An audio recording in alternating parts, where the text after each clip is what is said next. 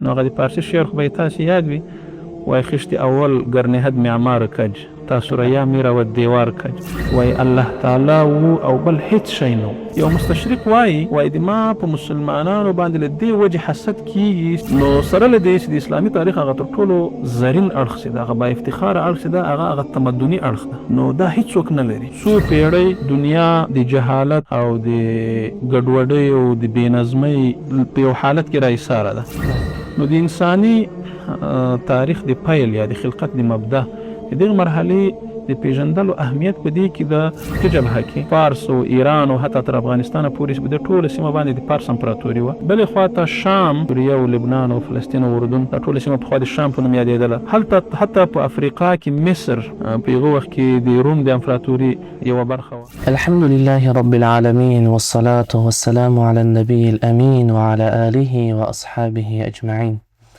السلام علیکم ورحمت الله وبرکاته.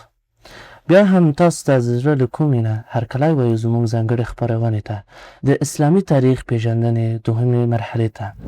دا ځل بیا هم زموږ قدرمن محترم استاد عبدالستار سید صاحب سره له نویو پوښتنو او د تاریخ د پټو رازونو په اړه ستاسو په خدمت کې یو. هیله لرو تر پایه پورې موږ سره پاتې شئ او زموږ ملتیا وکړئ. قدرمن سید صاحب، تاسو بیا هم ښه راغلاست زموږ ځانګړې خپرونې ته. ډېره مننه. سلامت اوسه. سید صاحب، که اوس راشو د اسلامي تاریخ همدې مراحلو ته، د لومړۍ مرحلې معنا د خلقت پیل او د انساني تاریخ مبدا د پیژندلو اهمیت په څه کې دی؟ بسم الله الرحمن الرحیم، حامدا ومصلیا وبعد. له هر څه وړاندې تاسو قدرمنو لیدونکو اوریدونکو ته السلام علیکم ورحمت الله وبرکاته. ستاسو د پوښتنې په جواب کې باید ووایم، لکه غالبا په تېره خپرونه کې موږ اشاره ورته کړې وه، زموږ په معاصره تاریخ پوهنه کې یوه لویه ستونزه دا ده چې زموږ محصلینو ته، زموږ زده کوونکو ته د خلقت د تاریخ یا د انساني تاریخ د پیل په باره کې یو ناسم پوهاوی ورکول کېږي. یو داسې پوهاوی چې هغه زموږ له دیني معتقداتو او زموږ له عقایدو په دې سره اړخ نه لګوي. بله، ځکه د تاریخ په باره کې که وګورو، د انسانانو تاریخ په د یو تصادفي شکل باندې شروع کېږي چې هغه د ډاروین د مفکورې سره سم چې لومړني انسانان چې وو هغه ډېر ناپوه، له هر څه ناخبره او حتی ګونګ یو حیواني یو ځنګلي ژوند یې درلود، چې بیا قرار د میلیونونو کالو په تېرېدا سره یې د دوی په زعم، د دوی په غلط باور دې ته راورسېدل چې دوی وده وکړه، د دوی عقل پیدا که، دوی په خبرو باندې راغله، دوی ژوند شروع که، په اصطلاح له وحشي ژوند نه مدني ژوند ته راغله.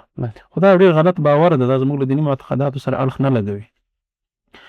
د اسلامي تاریخ دغه اوله مرحله چې موږ د انساني د خلقت پیل یا د انساني تاریخ مبدا ورته وایو، دا ځکه مهمه ده چې موږ ته چې څنګه الله تعالی دغه دنیا جوړه کړه، د اسمانونه یې څنګه جوړ کړه، د خلقت څنګه رامنځته څه، په دې باره کې د موږ له عقایدو سره برابر یو پوهاوی راکوي، یو نظر راکوي. ګورئ، اسلامي روایت څه ده د هستۍ په باره کې، د هستي د خلقت د مخلوقات څنګه رامنځته شو، کائنات څنګه رامنځته شو. د بخاري شریف حدیث ده، یو صحیح حدیث، کان الله ولم یکن شیئا غیره. نبی علیه الصلاة والسلام فرمایي وای الله تعالی وو او بل هیڅ شی نه و. یعنی لکه څنګه چې په اخري زمانه کې به کل شیء هالک الا وجه، یو داسې زمانه به راځي چې ټول څه به هلاک سي، یوازې الله تعالی ذات الله تعالی به پاتې وي. پخوا هم په ازل کې هم کان الله ولم یکن شیئا غیره، الله تعالی وو او بل هیڅ شی نه و. هغه وروسته به الله تعالی د دې اراده وکړه چې مخلوقات کائنات پیدا کړي، فخلق القلم، بیا قلم پیدا کړ، فقال له اکتب ما هو کائن، هغه څه ولیکه څه چې پیدا کېدونکي دي، څه چې موجودېدونکي دي. یې وروسته بیا الله تعالی عرش، کرسي، ملائکه، اسمانونه، مځکې، دغه کائنات، دا ستوري او دا څه کائنات چې موجود دي، الله تعالی دا له عدم نه وجود ته راوستل، دا الله تعالی پیدا کړل. وروسته بیا الله تعالی مثلا ملائکه یې پیدا کړه، پیریانان یې پیدا کړه، تر دې پورې چې الله تعالی آدم علیه السلام پیدا کړ، اول ابو البشر چې ورته وایي، اول انسان د بشریت پلار آدم علیه السلام الله تعالی پیدا کړ. نو ګورئ په اسلامي تاریخ په دغه اولنۍ مرحله کې د کائناتو د هستۍ د خلقت نه بحث کیږي، دا څنګه وجود ته راغله، او دا یوه عقیدوي مسله هم ده. یعنې دا یوازې معلوماتي اړخ نه لري چې تاریخي نګاه نه معلوماتي نګاه نه څوک ورته وګوري، بلکې دا زموږ د عقیدې برخه ده. نو که موږ په دې برخه کې یو صحیح فهم ولرو، د موږ په نصابونو کې، د موږ په تعلیمي و تحصیلي ادارو کې په دې باره کې یو درست، یو صحیح، هغه واقعي اسلامي هغه پوهاوی موجود وي، نو موږ تاسې بل بنیاده د خپل ځوان نسل هغه عقیده او هغه فکر په صحیح او په درست شکل باندې را جوړ کړی وي. خو متاسفانه لکه مخکې چې ما په تېره برنامه کې هم یو څه اشاره ورته وکړه، لکه څنګه چې د اوسنۍ نړۍ په ټولو ابعادو باندې سیکولر، بېدینه، له دین نه پردی نظریات حاکم دي، داسې د تاریخ په برخه کې هم د غیر دیني روایتونه چې موږ مادي نظریه ورته وایو دا حاکمه ده. هغه نو هغه د دوی مختلف نظریات دي. څوک وایي دنیا په داسې شکل باندې رامنځته شوه، څوک وایي انسان په داسې شکل رامنځته شوه، مطلب مختلف غلط او هغه بې بنسټه خبرې په دې باره کې کېږي. نو د انساني تاریخ د پیل یا د خلقت د مبدا د دغې مرحلې د پیژندلو اهمیت په دې کې ده چې موږ هغه د تاریخ د بنسټ ډبره په صحیح شکل باندې ږدو، چې کله دا مرحله موږ وپېژندله نو هغه د بنسټ ډبره مو صحیح کېښوله. بیا که مخته ځو نورو مرحلو ته نو د موږ هغه ټول تاریخي مسیر په درست شکل، په صحیح شکل باندې درک کوو. او که چیرې موږ په اول مرحله کې موږ خطا سوي یو، هغه ډبره مو درسته نه ایښي، نو هغه د پارسي شعر خو به یې تاسې یاد وي، وای خشت اول گرنهد معمار کج تا سریا میرود دیوار کج. اوله خښته که غلطه سوه، هغه که کږه سوه، نو بیا تر سریا پورې دا دیوال کوږ روان ده. نو که د تاریخ د اولې مرحلې په باره کې موږ یو باطل، یو ناسم باور ولرو، نو دا نورې مرحلې هم د موږ په غلط مسیر باندې ځي. اما که موږ د تاریخ د پیل، د خلقت د پیل او د انساني تاریخ د مبدا په باره کې د موږ له دیني معتقداتو، له قرآن کریم سره، د نبی کریم صلی الله علیه وسلم له احادیثو سره سم د درک او باور ولرو، نو موږ به دغه انساني تاریخ په صحیح او په درست شکل باندې درک کړی وي. نو د دې پېژندل ډېر مهم دي او باید په دې باندې ډېر کار وشي. په دې باره کې کتابونه لیکل شوي دي. متاسفانه د موږ تاسې په ټولنه کې او حتی په نورو هیوادونو کې هم دې ته ډېره توجه نه کېږي. اما په دې باره کې ځینو علماو ډېر ښه تحقیقونه کړي. د اوس زمانې یو لوی مؤرخ چې تقریبا د نړۍ په سطحه یو وتلې څېره ده، دکتور علي صلابي، چې په لسګونو کتابونه یې په اسلامي تاریخ کې لیکلي دي. هغه په دې مرحله باندې یو ډېر ضخیم کتاب لیکلی ده، قصة بدء الخلق، د خلقت د پیل داستان، خلقت څنګه رامنځته سو. هغه بیا په صحیح احادیثو، په آیتونو دا ثابته کړې ده، مثلا دا چې څنګه الله تعالی چې کله د خلقت اراده وکړه، تخلیق اراده وکړه، اول څه پیدا شو، بیا څه پیدا شو، بیا څه پیدا شو، دغه د انساني تاریخ هغه پیلامه په څه شکل باندې وه. نو د دې په دې باندې پوهېدل او په دې باندې د نورو پوهول او ځوانانو ته، نوي نسل ته دغه درک ورکول، دا پوهه ورکول، دا نهایت ډېره مهمه ده. سید صاحب، تاسو د پخواني انبیاء کرام علیهم السلام او تېرې شوي امتونو سرګذشت د اسلامي تاریخ دوهمه مرحله ونوموله. په داسې حال چې ځینې له اسلام تاریخ له آخري نبوت څخه پیل کېږي داسې وایي، د دې اړوند ستاسو توجیه څه دی؟ دا ډېره مهمه مسله ده. موږ تاسې که دا اوس یو مکتبې ته ورسو، د اسلام تاریخ یا اسلامي تاریخ یو کتاب راواخلو، نو کله چې دې فهرست ګورو نو دا به له سیرت النبي نه را شروع سوی وي. مثلا دا به پکې لیکلي وي له اسلام نه مخته د عربو احوال، بیا د اسلام راتګ، بیا د نبی کریم صلی الله علیه وسلم مبارک میلاد او د هغه بعثت، او بیا به دغسې پسې راځي مثلا خلافت راشده او خلافت بني امیه او دې دورو ته به راځي. اما درست باور دا ده، صحیح باور دا ده چې که موږ یو د اسلام، دا خو اسلامي تاریخ ده، یعنی اسلامي تاریخ منسوب به سوی اسلام، نو که موږ اسلام وپېژنو، واقعا اسلام یوازې د اخیری نبوت نه وروسته د مسلمانانو د عقیدې او د دین نوم نه ده، بلکې د قرآن کریم له صریح نصوصو نه معلومیږي چې له اول نه یعنی له آدم علیه السلام نه بیا تر اوس زمانې پورې برحق دین چې الله تعالی د انسانانو لپاره غوره کړی د هغه نوم اسلام ده. یعنی د دوی ټول په معتقداتو کې په عقایدو کې سره متفق دي. یعنی پخوانیو امتونو یا پخوانیو انبیاو چې په څه باندې عقیده لرل د الله تعالی په وحدانیت او په رسالت او په قیامت باندې، ټول انبیاو په همدې باندې عقیده درلوده. اما کېدای شي شرایع مختلف وي، مثلا شریعتونه یعنی هغه قوانین په یو کې به یو څه اختلاف و، مثلا په یو د یو پیغمبر په شریعت کې به لمونځونه ډیر و، په بل کې به کم و، په یو کې به مثلا یو قسم عباداتو دغه تفاوت پکې راغلی. اما په اصل دین کې د اصل د اصولو یا د عقایدو په لحاظ باندې دا ټول یو دین و. او موږ د قرآن کریم هغه آیاتونو دغه کې نظر وکړو، نو هلته د پخوانیو ټولو انبیاو لپاره د هغو د ادیانو د هغو د اتباعو لپاره د اسلام د مسلمین الفاظ کارول سوي دي. لکه مثلا چې الله تعالی د ابراهیم علیه السلام په باره کې وایي ما كان ابراهیم یهودیا ولا نصرانیا ولكن كان حنیفا مسلما. یا مثلا همداسې د نور انبیاو د حضرت د یعقوب علیه السلام په باره کې، د موسی علیه السلام په باره کې راځي، د نوح علیه السلام، د مختلفو انبیاو په باره کې مسلمین، مسلمه، اسلمتو دغه الفاظ کارول سوي دي. نو دا موږ ته ډېر راښیي چې اسلام یوازې د موږ د اوسني امت د عقایدو د هغو د دین نوم نه ده، بلکې له اول نه د برحق دین چې هغه د پخوانیو انبیاو لخوا راوړل سوي ادیانو هم د ټولو ته قرآن کریم اسلام او بل دا ټول سره متصل دي. دا ټول له اوله تر اخره پورې یو عقیده ده، یو دین ده. اما په شرایعو کې کیدای شي اختلاف راغلی وي، مثلا احکامو کې یو څه تغییر شاید ولیدل سي، په یو کې به ډېر خو بل کې به کم و. اما د اصولو په اعتبار سره چې هغه عقاید دي، نو ځکه موږ دې ته اسلام وایو، دا ټول دین مو اسلامي دین بولو. نو چې کله دغه له اوله د پخوانیو انبیاو په شمول باندې تر اوسه پورې د دین نوم اسلام څه، نو موږ اسلامي تاریخ تعبیروم یوازې داسې نشو کولی چې له آخرین امت نه یا له آخرین نبوت نه را شروع کړو، بلکې له اول نه له خلقت له پیل نه له آدم علیه السلام نه بیا وروسته دا نور انبیا چې راځي له دې نه به یې را شروع کوو. او دا ټول باید موږ د اسلامي تاریخ برخه وي.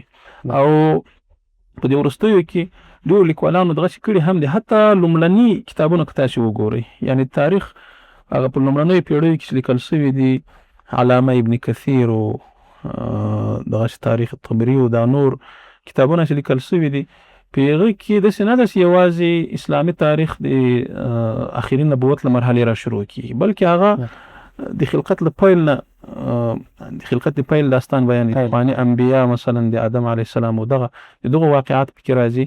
نو د امت هغه متقدمین هغه لومړني علما هغه هم په دې نظر و چې اسلامي تاریخ یوازې د آخري نبوت یا د آخري امت تاریخ نه ده، بلکې له اول نه تر اخره پورې د برحق دین تاریخ د اسلامي تاریخ ده. نو ځکه باید دا د اسلامي تاریخ یو مهم باب وي، او له دې نه باید موږ تاسې تاریخ لوستونکي باید خبر وي.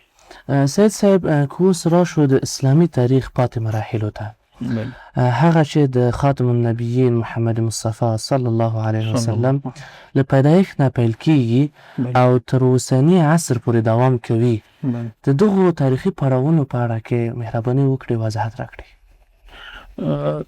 دغه تاریخي پړاوونه خو مثلا موږ چې د اسلامي تاریخ پړاوو ته اجمالي اشاره په تېره خپرونه کې وکړه، نو هغه دوه مرحلې د نبوت د آخري نبوت له مرحلې نه مخکې دي چې یو د خلقت پیل او بل ورپسې د پخواني انبیاو او امتو مرحله ده. د هغه وروسته په دنیا باندې یو وخت راځي چې د فترت زمانه ورته وایي، یعنې داسې زمانه چې د عیسی علیه السلام له بعثت وروسته مځکې ته کوم نبي نه ده راغلی. څو پیړۍ دنیا د جهالت او د ګډوډۍ او د بې نظمۍ په یو حالت کې را ایساره ده، او حتی وروسته د حالت دې ته رسیږي چې په ټوله دنیا کې دغه انسانیت یو مخ له سقوط سره مخامخ ده. که موږ تاسو له اسلام د اخري نبوت له زمانې مخته هغه د جهالت زمانه مطالعه کوو، انسانان له ډېر بد وضعیت سره مخامخ دي، هم په دینی لحاظ باندې دی ګمراه سوي دي او د توحید نظریه ورکه، د خلک په شرک مبتلا دي، همداسې په اجتماعي لحاظ، په اخلاقي لحاظ، په هر لحاظ باندې له ډېرو بدو حالاتو سره مخامخ دي.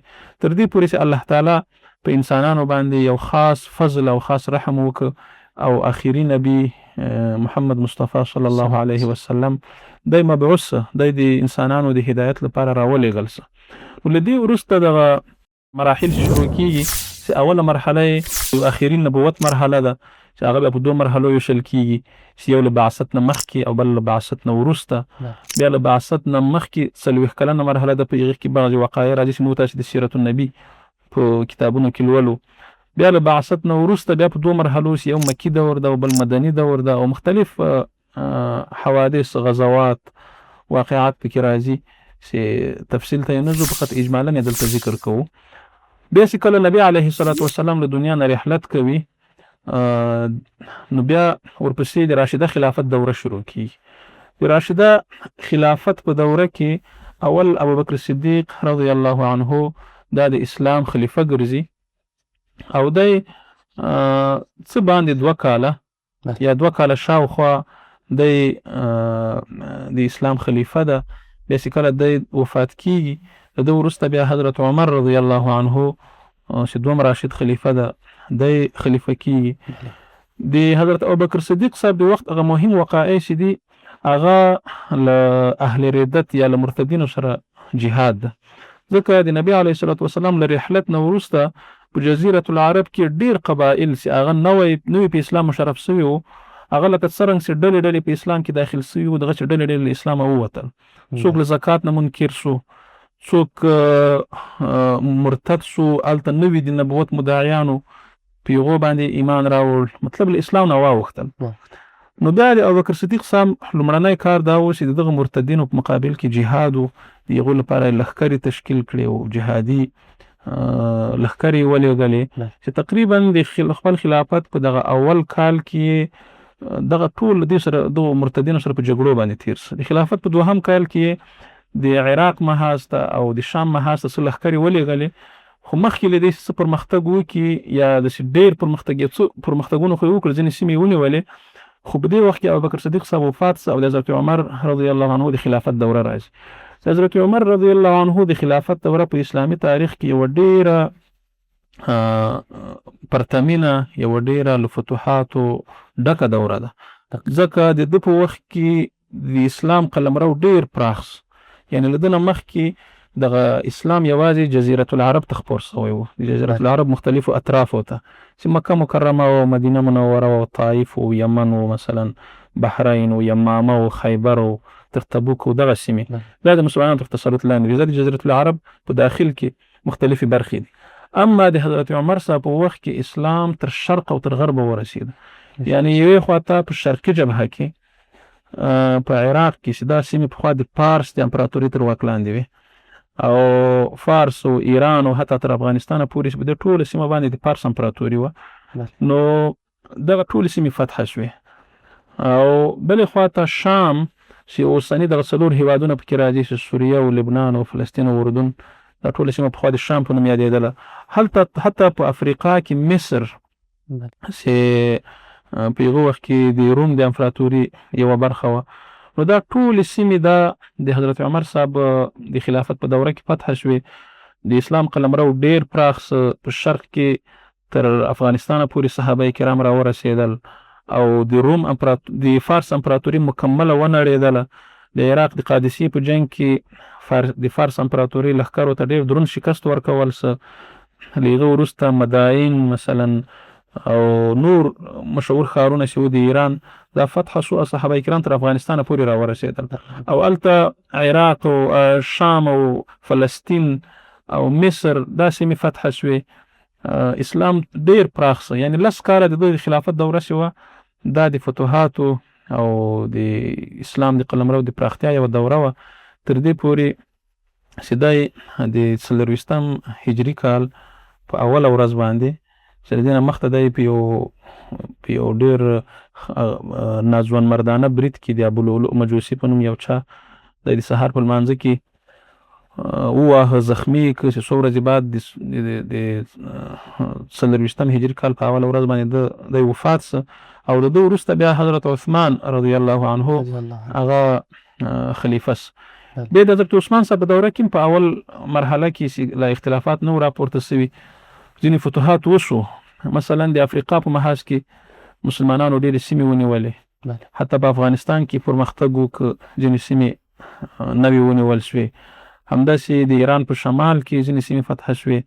قبرس چې ورته وایي یوه جزیره ده په مدیترانې بحیره کې، دا مسلمانانو فتح کړه.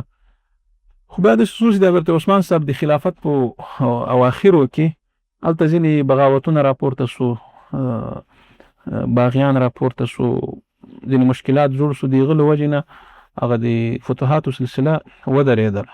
بیا کله حضرت عثمان صاحب چې کله شهید سه، بیا وروسته حضرت علي رضی الله عنه خلیفه و، چې د حضرت علي رضی الله عنه له شهادت سره دغه مرحله چې دا هم د اسلام تاریخ یوه ډېره مهمه مرحله ده چې د خلافت راشده مرحله ورته وایي، دا پای ته رسیږي او له دې وروسته د امویانو دوره شروع کیږي. د امویانو دوره ځکه اموي ورته وایي چې دا د بني امیه خاندان چې په قریشو کې یوه لویه قبیله وه، دوی ته نسبت کیږي. حضرت معاویه بن ابي سفیان د دې دورې مؤسس ده، نو دی خلیفه سه. د حضرت معاویه صاحب چې کله خلیفه کیږي، نو یو دا ده چې خلافت مرکز له مدینې منورې نه نقل کیږي دمشق ته. نو د دې خلافت ځکه دی مخکې د حضرت معاویه صاحب د دمشق یا د شام والي و، نو د خلافت مرکز یې هم دمشق ته انتقال کړ. او له دې وروسته د حضرت معاویه صاحب له زمانې نه بیا د حضرت معاویه صاحب له خلیفه کېدلو نه بیا تر 132 هجري پورې دغه مرحله د امویانو دوره ده. دا بیا په خپله په دوه برخو ویشل کېږي، چې اول ته سفیانیانې وایي، سفیانیه دوره وایي، او دوم مروانیه. ځکه دغه اول درې خلفا چې وو دا د ابو سفیان له اولادینه وو، لکه خپله حضرت معاویه صاحب و، د دوی زوی یزید بن معاویه و، او لمسی معاویه بن یزید. خو له هغه وروسته بیا چې کله د مروان بن حکم دوره شروع کېږي، دا بیا ټول د مروان اولاده ده، چې خپل مروان بن حکم ده، ورپسې عبدالملک بن مروان ده، او ورپسې ولید بن عبدالملک ده، سلیمان بن عبدالملک ده، عمر بن عبدالعزیز ده، هشام بن عبدالملک، او دغه چې تر مروان ثاني پورې چې وروسته اخرنی واکمن هم د دې مروان بلل کېږي.